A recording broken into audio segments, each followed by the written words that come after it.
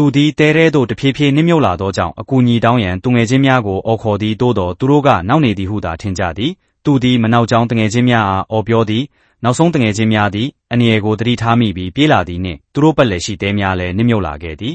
နောက်ထပ်မချင်းကပ်ဝံသောကြောင့်သူတို့ထဲမှတဦးကပိုဝါကိုမြင်မြန်ပစ်ပေးပြီးသူတို့အားလုံးဝိုင်းဆွဲကြသည်သူသည်ပိုဝါကိုစုပ်ကင်ထားနိုင်ခြင်းမရှိပေ